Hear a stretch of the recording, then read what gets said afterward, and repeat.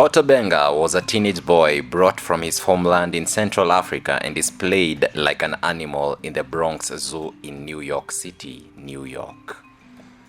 My name is Espila Caleb and welcome to R&I TV, the Did You Know segment, and today we are going to focus on an African boy who was raised in a zoo. Welcome.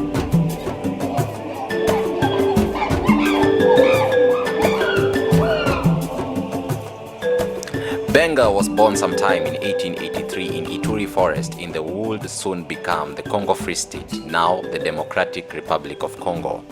He was born in Mbuti Pygmy colony, one of many small bands of extended family groups of between 15 to 20 people. These colonies were nomadic, moving from one temporary village or camp to another, as dictated by the seasons and hunting opportunities throughout the year. At the 1885 Berlin Conference that partitioned Africa, King Leopold II of Belgium was allowed to take possession of the Congo Free State. In order to make his possession profitable, Leopold began to exploit the region's resources, including rubber, and imposed forced labor on the inhabitants, including the Mbuti Pygmies, which often were reinforced by beatings, amputations, and murder.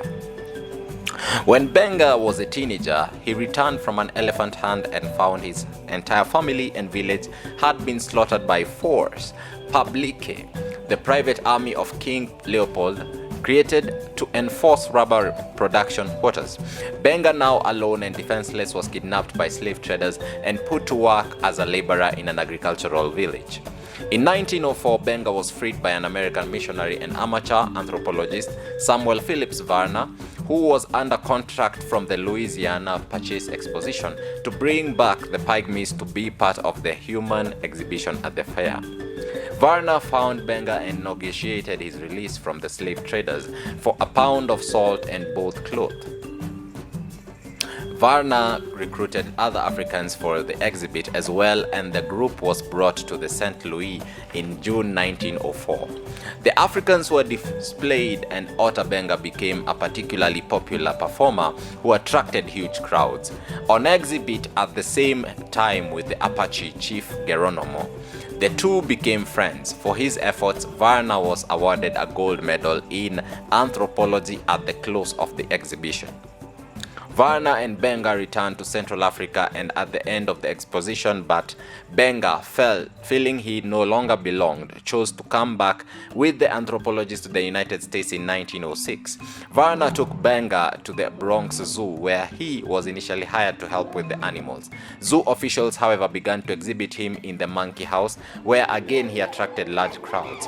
While Benga proved a particular population to be popular, a group of black New York clergymen, led by Reverend James H. Gordon, demanded that he be freed. By the end of 1906, 23-year-old Benga was released to the custody of Reverend Gordon, who placed him in the New York City's Howard Colored Orphan Asylum.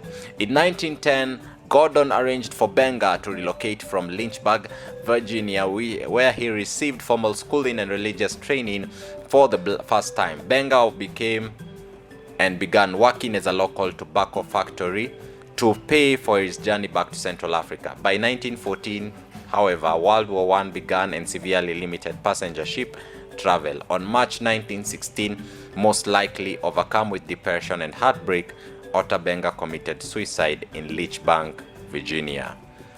At this time, he was about 33 years of age. So, dear brothers and sisters, those who are watching, what do you think about the treatment of Ota Benga? Leave it in the comment below. For these and more videos, follow me on R&I TV every Wednesday so that you can get the history and life of Africa. See you next time.